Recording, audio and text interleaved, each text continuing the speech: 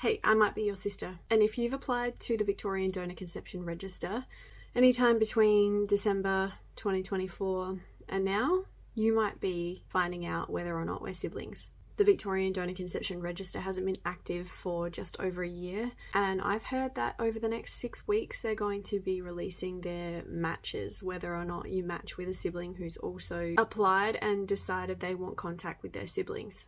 Just before Christmas, there were their no match notifications that went out. And even if you were told that you don't have any matches on the voluntary register, just from my experience in finding siblings with different donor codes, I would want to do Ancestry DNA. It was only through Ancestry DNA that I found siblings initially.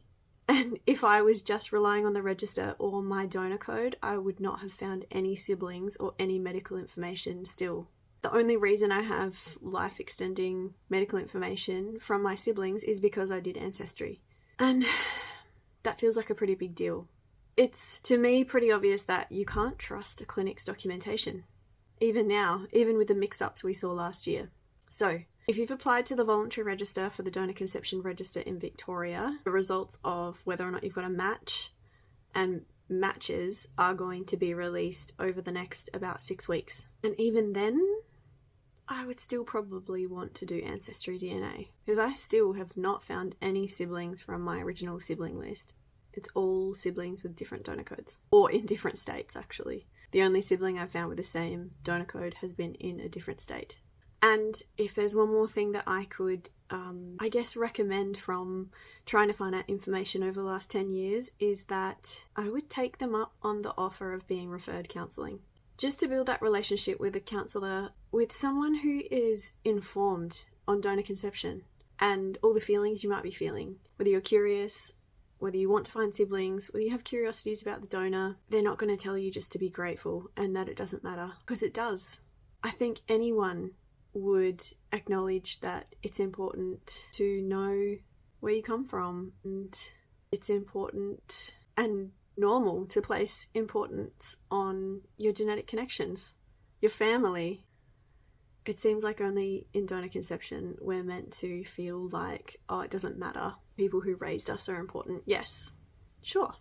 The people who raised us are important, they're family. But it doesn't erase the importance of any other members of our family. And so I'm wishing all of those people luck. I've heard there's 69 matches. I possibly have one. And I'm nervous for that person. Partly because it's been 14 months that they potentially could have applied to this register and have been waiting and would not have had access to medical information that could possibly be important for them. And I think that is pretty reckless of the Department of Health in Victoria. I think that person should have had access to that medical information many months ago, many years ago actually, because we're going into nearly the 8th year of my siblings needing to see some medical information that could also extend their life. Anyway, over the next 6 weeks, matches are coming out, the Victorian Donor Conception Register, and I wish you all the luck with your matches.